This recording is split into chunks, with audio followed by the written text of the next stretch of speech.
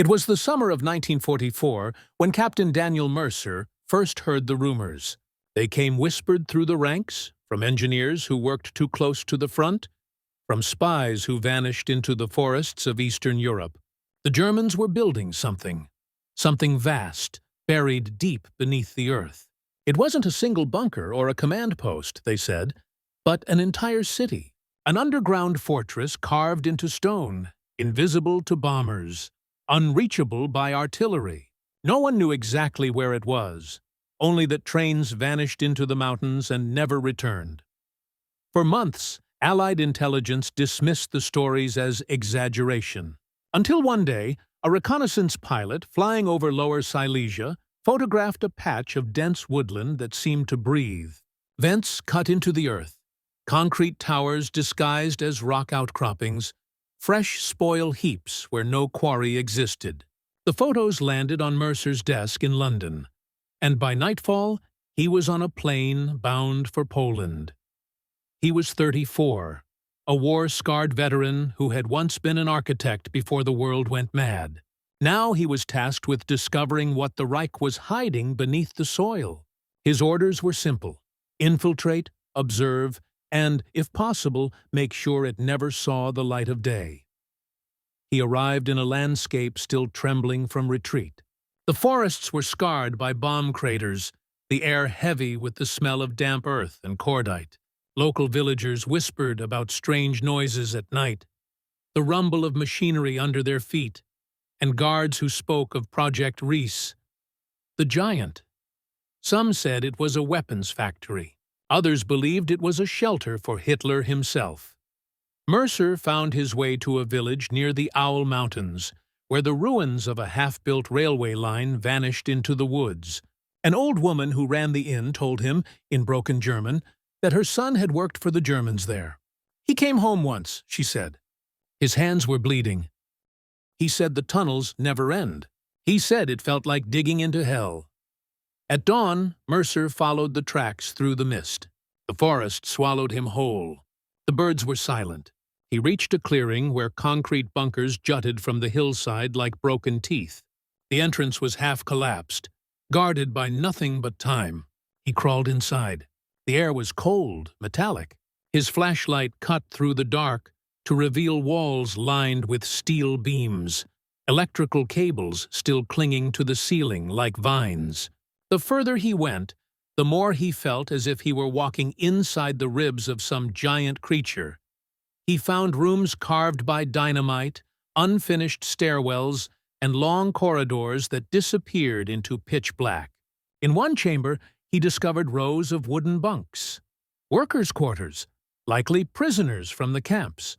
On the floor, he found a single rusted name tag: Elias Stein, Arbeitskommando 304.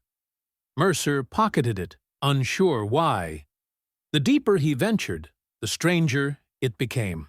There were signs of laboratories, half-completed ventilation systems, and a massive steel door welded shut. Beside it lay the remnants of cables, as though power once ran through the entire structure. Whatever this place had been meant for, it was more than just shelter. It was industry. Perhaps something far worse.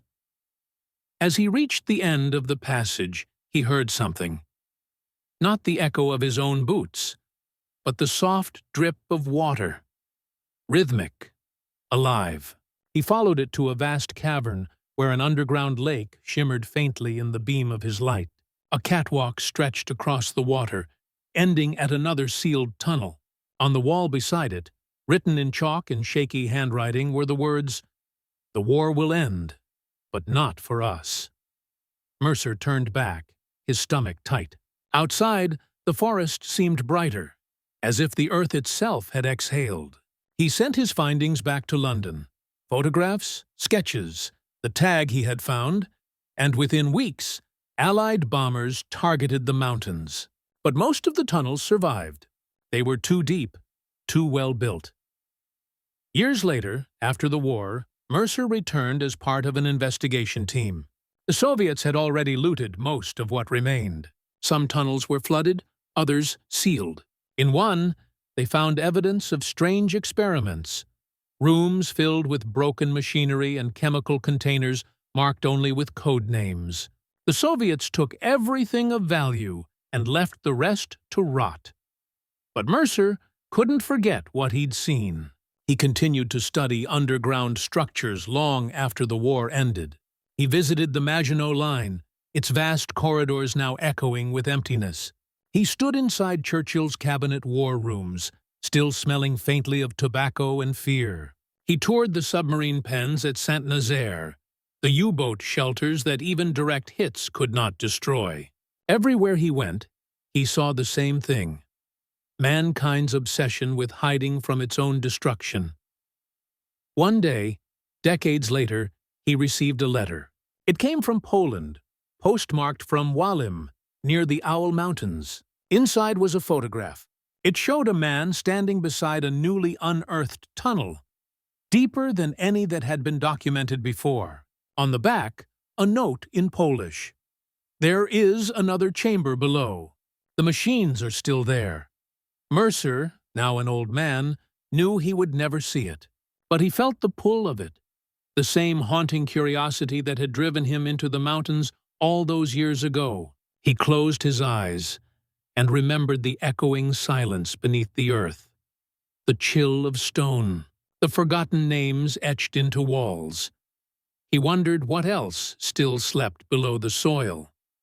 In the Alps, in the islands of the Pacific, under the ruins of Berlin, command posts, laboratories, rail lines that led nowhere. War had left its bones underground, and though the world above had rebuilt itself, those bones remained, waiting. Sometimes, when the night was quiet, Mercer could almost hear it. The low hum of generators buried deep, still running, like the heartbeat of a ghost. The year was 2017, when the story of the Owl Mountains returned to life. In the small Polish town of Walim, a group of amateur historians and metal detectorists, calling themselves Project Cień, Project Shadow, had been exploring forgotten wartime sites for years. Their leader, a quiet, methodical man named Marek Kowalski, had grown up on stories of the tunnels. His grandfather had been one of the forced laborers who dug them. As a boy, Marek had played near the sealed entrances, throwing rocks into the black gaps in the hillside, wondering what lay beyond. Now, decades later, he stood before one of those same entrances, armed not with a rock, but with ground-penetrating radar and a camera crew. The Polish government had recently granted limited permits for exploration, hoping to attract tourism. But Marek wasn't interested in treasure hunts or Nazi gold. He wanted truth, the kind that haunted his family for generations. The radar readings were strange. Beneath the hillside, the data showed a hollow cavity nearly 60 meters down. Perfectly rectangular, unnaturally precise. It didn't match any of the known blueprints from Project Reese. Something else had been dug there. Something sealed off before the war ended. The team began excavation near the forest edge, using hand tools to avoid cave-ins. After 2 days, they struck reinforced concrete. Thicker than expected, over 2 meters deep. It took them another week to drill through. When they finally broke through to open space, a gust of cold air rushed past them, smelling faintly of oil and rusted metal. The first to descend was Marek. He dropped down a short shaft and landed on a steel floor. His flashlight cut through decades of dust. The tunnel stretched ahead, smooth walls lined with cables. Unlike most Reese tunnels, rough, unfinished, this one looked completed, operational even. There were markings on the wall. Abteilung 3, Forschung. Department 13, Research. As Marek advanced, his light fell on objects scattered across the floor. Gas masks, broken crates, and a clipboard covered in yellowed pages. He brushed off the dust. The papers were written in a mix of German and code, full of technical sketches, cooling systems, energy flow diagrams, and something that looked disturbingly like a power reactor. "Come see this," he called up to the others. The team joined him, their voices echoing off the steel. The deeper they went, the more intact everything seemed. A frozen moment from 1945, untouched by looters or time. In one room, they found a rusted generator still wired to control panels. In another, a map pinned to the wall showing the entire Owl Mountain range, with red lines branching deep underground, far deeper than anyone had imagined. Then came the discovery that changed everything. At the far end of the tunnel stood a blast door, larger than any they'd seen, nearly 5 meters high, with a locking mechanism designed for pressure resistance. Marek's team used hydraulic tools to pry it open. When the door finally groaned aside, a wave of cold, stale air poured out, carrying with it the faint scent of machine oil. Inside was a chamber unlike any other. The floor was lined with metal rails leading to a massive cylindrical object, part tank, part engine, covered with frost. Faded stenciling on its side read, "Vril Juret Nunyer 4." None of them had ever seen anything like it. "Is this an aircraft?" one of the men whispered. Marek shook his head slowly. "No, it's something else." He walked around it, running his hand over the cold metal. Symbols were etched into the casing. Not military markings, but geometric patterns that looked almost ritualistic. Beside it lay rows of filing cabinets, their drawers sealed by wax. The team filmed everything, whispering in disbelief. As they worked, one of the men noticed something odd. A humming sound, faint but constant. Marek knelt beside the machine, pressing his ear to the surface. The vibration was real, subtle, rhythmic. After 70 years sealed underground, the device was still running. They shut off their lights for a moment. The darkness was absolute. Then, faintly, the machine began to glow. Blue light traced the lines of its surface like veins under skin. Someone whispered, "What the hell is this?" Marek didn't answer. He could only stare. Back on the surface, news spread fast. The Polish authorities arrived within hours, sealing the site. Military scientists were brought in under secrecy. Marek's footage was confiscated, though he managed to keep a few digital copies hidden.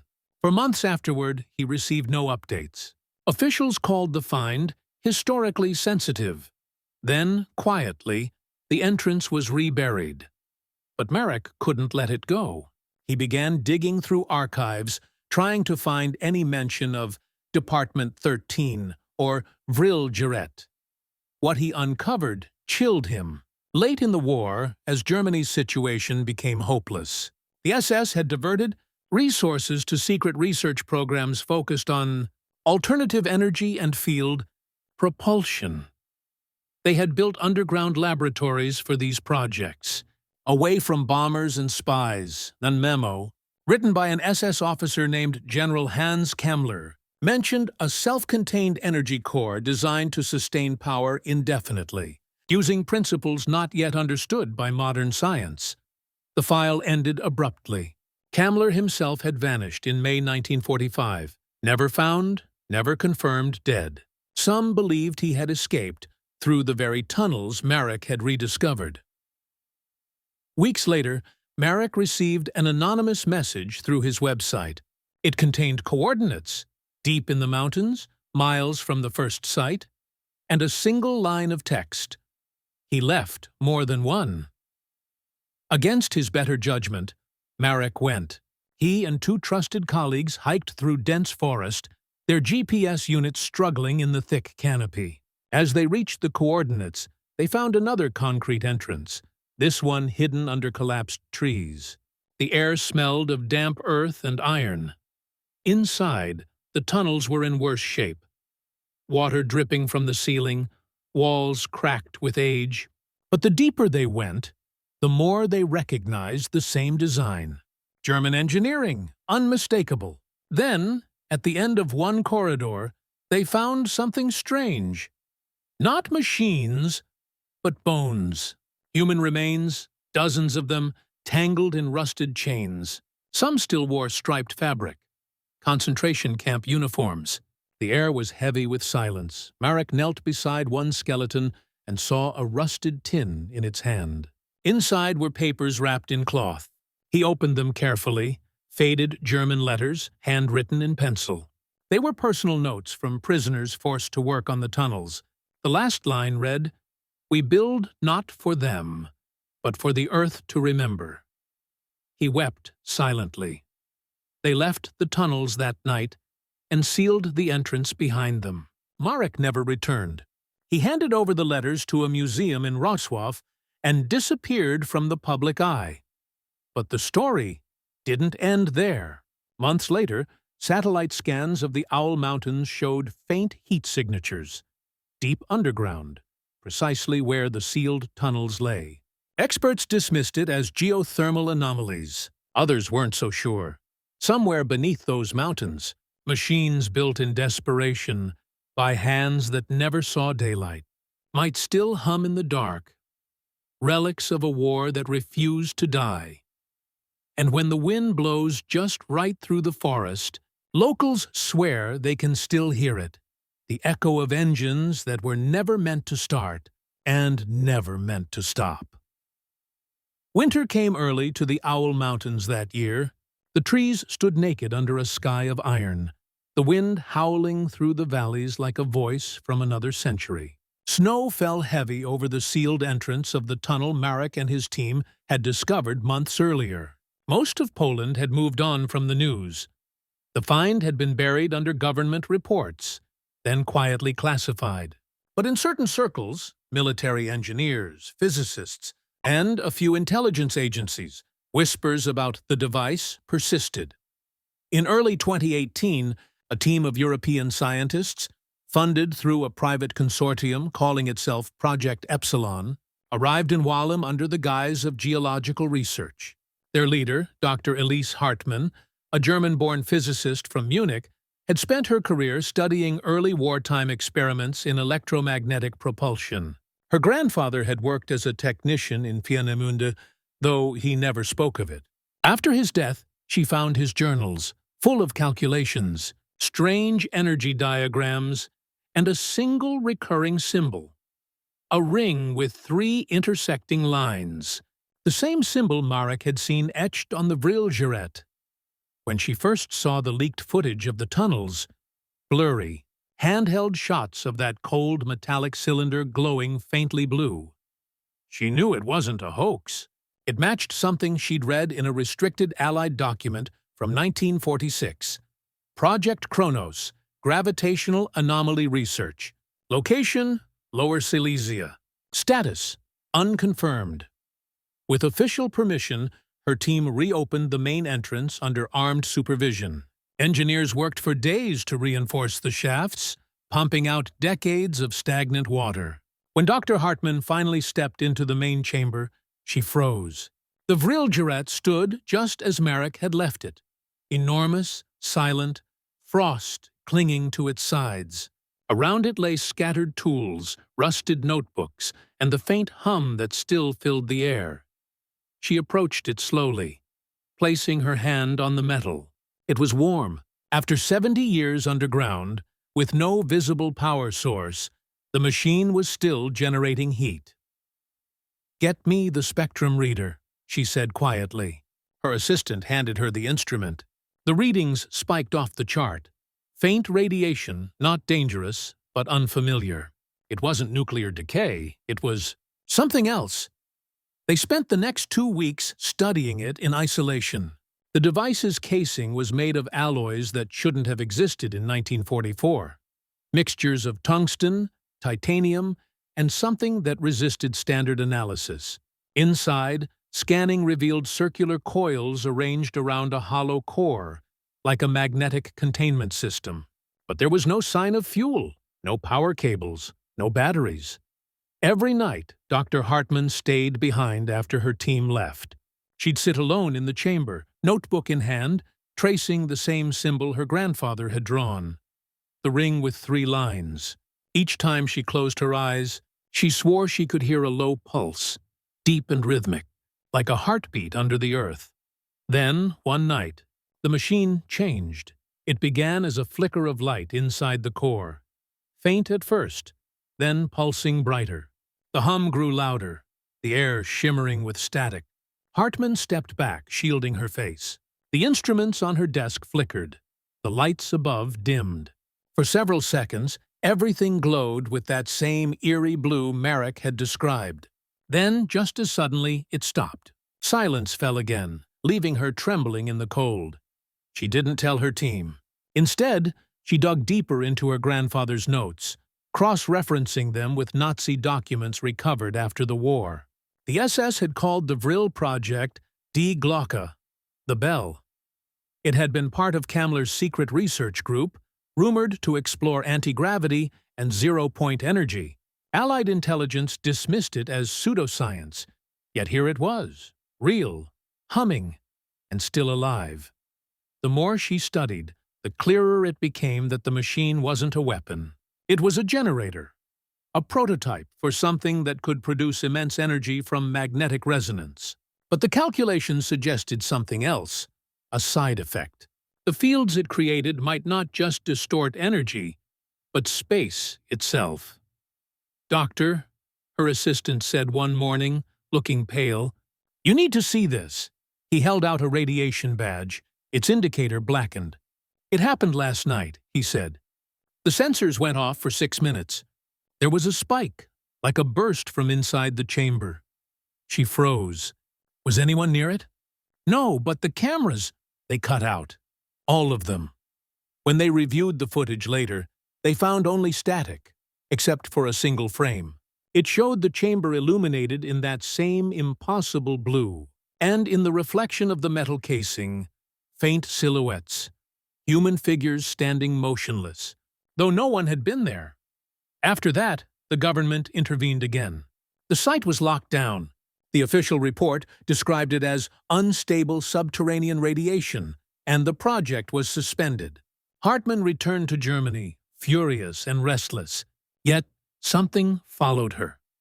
The sound of the hum, faint at first, then constant. Some nights she woke to see her bedside lamp flicker with the same soft blue glow. In the months that followed, Project Epsilon quietly disbanded. Several members left academia altogether. One engineer was found dead near the Czech border, his car abandoned beside a forest road. His camera contained photographs of yet another tunnel entrance, one not marked on any maps. Dr. Hartman disappeared in 2019. Her last known email, sent to a trusted colleague, contained only coordinates, high in the Alps, and a message. He moved the final prototype before the surrender. It's still active. We were wrong about what it was built for. Those who knew her said she had become obsessed with the idea that the Vril Jarret wasn't designed for power or propulsion, but for escape, a means to step outside the physical world, an ark for the men who believed they could outlast history itself. Years later, a Polish filmmaker named Tomasz Zielinski obtained declassified footage from the investigation. He released a short documentary titled Echoes of the Giant. It showed only fragments, Marek's early exploration, Hartman's team entering the tunnels, and a single shot of the glowing chamber. The film was banned in several countries for misuse of restricted material, but not before it spread online. And then, as if mocking human curiosity, the mountains began to shift again. In late 2021, seismographs recorded small tremors beneath the Owl Mountains. Rhythmic pulses, 15 seconds apart, continuing for nearly an hour. No tectonic faults existed there. When drones were sent to investigate, the old entrance to the tunnel was gone, collapsed completely, as though swallowed by the earth. But hikers still tell stories. They speak of nights when the snow glows faintly blue, when compasses spin uselessly, and cell phones die without warning. Some say they've seen lights moving under the frozen ground, following the paths of tunnels no map can trace. And deep below, in the silence where air is heavy and time feels thin, a machine still hums, steady, patient, waiting. The earth has kept its secrets longer than men have lived upon it, but not forever. The year was 2025, and the snow in the Owl Mountains lay thick as marble, unbroken even by footprints. The forest was silent except for the wind, whispering through the pines like a voice that remembered things it was never meant to tell. For most people, Project Risa had long since faded into myth, a tale for historians, conspiracy theorists, and midnight documentaries. But for one man, it was unfinished business. Elias Mercer, grandson of Captain Daniel Mercer, stood at the base of a ridge where the old tunnels once ran. He was a journalist by trade, but history was in his blood. His grandfather's notes, sealed away for decades, had resurfaced after his death. Sketches of underground maps, coordinates in Eastern Europe, and a final line written in shaky hand. The war never ended. It just went underground. Elias had followed that trail through old archives, declassified files, and fading rumors. He'd found mention of Marek Kowalski, of Dr. Elise Hartmann, and of the strange hum heard beneath the earth. Every lead ended the same way. Silence. Missing records. Closed doors. But one night, scrolling through a forgotten corner of an academic server, he found a digital file hidden under layers of encryption. Inside was a video clip. It was grainy, time-stamped November 2018. The camera showed a dark tunnel, light flickering across metal walls. A female voice whispered in German, "It's still active. The field is stable." Then the light flared blue, and the video cut out. The file name was a set of coordinates, the same mountains where he now stood. Elias had come with two companions, Anna Kowalska, Marek's daughter, a historian who had inherited her father's obsession, and Jonas Richter, a German sound engineer whose equipment could detect subterranean vibrations. Together, they had one goal: to find the last chamber. They spent 2 days searching. On the third, Jonas picked up a signal. Faint, rhythmic, a low frequency that pulsed like a heartbeat. It came from beneath a collapsed section of forest floor, where the snow had melted in a perfect circle. They began to dig, clearing the earth with shovels until they struck concrete. Beneath the frozen soil, a rusted hatch waited. Elias brushed away the grime. Faded stenciling read, Abteilung 13, Zugang C. They pried it open. The smell hit them first, cold, metallic, and old. Elias lowered a light. The shaft descended at least 50 feet. "You're sure about this?" Anna asked, her breath visible in the air. He nodded. "We've come too far to stop." They climbed down. The ladder creaked with every step. At the bottom, they found themselves in a corridor, unlike any shown in official diagrams. This wasn't part of the original Risi system. It was newer, or perhaps never documented. The walls were smooth, reinforced with steel ribs. A fine layer of frost clung to every surface. Their flashlights swept over control panels, rusted switches, and signs written in German and Czech. In one corner, a skeleton sat slumped against the wall, still wearing a tattered lab coat. A name tag clung to it. "Dr. E. Hartmann." Anna gasped softly. "Oh my God." Elias knelt, his chest tightening. He recognized the woman's face from old photos. Her hand still gripped a metal cylinder. A data core, sealed tight. He carefully pried it free. They pressed on, the air growing colder with every step. The hum grew louder, steady now, vibrating through the soles of their boots. The tunnel ended in a vast circular chamber. And there it was, the second Vril Jarret. It was smaller than the one in Marek's footage, but unmistakable, smooth, metallic, covered in the same geometric engravings. Blue light shimmered faintly from its seams. Around it stood consoles of dead machinery, panels cracked and covered in dust. Jonas set down his instruments. "It's still active," he said. "Whatever's inside hasn't stopped running since the 1940s. Anna approached slowly. "It's beautiful," she whispered. Elias walked around the perimeter, noticing that the walls of the chamber were lined with strange black residue, as if the air itself had burned. On one wall, words were scratched into the steel in shaky handwriting. Nicht öffnen. Raum ist Zeit. Do not open. Space is time. Jonas began recording audio frequencies. The hum wasn't random. It followed a repeating pattern, a series of tones and silences, like a pulse. He ran the data through a translation program. The computer displayed numbers, coordinates, time intervals, and a date. June 6, 1945, Jonas said, frowning. That's impossible. The war ended before that. Elias felt a chill crawl up his spine. Unless whatever they did here didn't stop when the war did. They examined the control panel. The switches were labeled in faded script. Energiefluss, Feldaktivierung, Stabilität, power flow, field activation, stability. One lever was still in the on position. Elias hesitated. If this thing is still running, it must have a power source. Something self-sustaining. Jonas crouched beside the machine, running a handheld scanner over the metal. The readings spiked wildly. It's not nuclear. It's some kind of resonance. Magnetic, gravitational, maybe both. Then the lights flickered. The hum deepened, vibrating through the chamber. Dust fell from the ceiling. The blue light inside the machine grew brighter. Jonas staggered back. It's responding to us, he said. We must have triggered a feedback loop. Anna grabbed Elias's arm. We need to shut it off. Elias ran to the control panel, flipping switches, but the handles were jammed. The machine roared, the air shimmering like heat. For an instant, everything went silent. And then the chamber filled with light. It wasn't just brightness. It was sound, memory, and color all at once. Elias saw shapes forming in the light.